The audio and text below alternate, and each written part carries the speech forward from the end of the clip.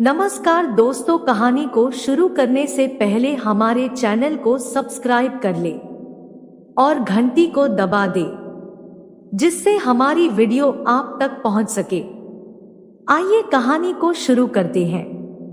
नेहा एक लड़की होकर भी अपने फूलों के बगीचे की बागवानी करती थी। 16 साल की उम्र थी और जवान लड़की है तो उसके माता पिता बोलते कि बेटा तुम बाग में ना जाया करो, तुम्हारे पापा चले जाएंगे तो बाकी बागवानी हो जाएगी। लेकिन वह बोलती मैं डरती नहीं हूँ किसी से, और वह हंसी खुशी से घर से निकल जाती है और सारा दिन अपने बगीचे की बागवानी करती। दिखने में तो वैसे बहुत खूबसूरत थी और जब वह चलती थी तो गांव के सारे लड़के जैसे आहें भरने लगते। वह ज्यादा फैशन नहीं करती थी पर कपड़े टाइट ही पहनती जिससे उसके संतरे बाहर को छलकते, और वह हमेशा दुपट्टा डाल कर रहती। कभी कभी दुपट्टा डालना भूल जाती थी तो बिना दुपट्टा के ही बगीचे में पहुंच जाती और सारा दिन बगीचे में रहकर फूलों की देखभाल करती। आज सुबह सुबह वह बगीचे पहुंची और बगीचे के कोने में एक छोटी सी छप्पर की कोठरी बनी थी जिसमें छोटी सी चारपाई डालकर बैठ गई और साइड में रखे टोकरी में से आम खाने लगी। तभी अचानक 3 लड़के बगीचे में आए और उसे देखकर मजा लेने लगे और बार बार बोलते अपने आम खिला दो,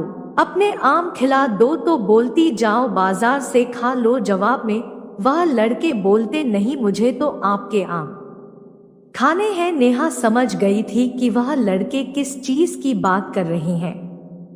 उसने झट से अपना दुपट्टा उठाया और सीने पर डालते हुए उठकर खड़ी हो गई और बोली ज्यादा आम खाने का शौक है तो शादी कर लो तो रोज आम खाने को मिलेगा। तो उसमें से एक लड़का मुस्कुरा कर बोला शर्म आती तो हम इस बगीचे में क्यों आते, और तुम इतनी जवान हो जैसे तुम्हारे इस बगीचे के फूल। कभी मैं तुम्हें तुम्हारे बगीचे के फूल समझकर एक दिन आपके ही संतरे चूस लूंगा। नेहा इन लफंगों से निपटना भली भांति जानती थी तो वह 2-4 खरी खोटी सुनाकर उन दोनों को भगा दिया और वापस अपनी चारपाई पर बैठ गई और बड़े चाव से आम खाने लगी। गर्मीज यादा थी तो उसने अपना दुपट्टा उतारकर बाजू में रख दिया और बोतल में रखे पानी से अपना मुंह धोने लगी। अभी वह दुपट्टा उठाकर अपना मुंह ही पोंछ रही थी कि इतने में नीरज उधर से साइकिल से गुजरा और बोला अरे नेहा, सुना हूँ कि आम पकने लगे हैं।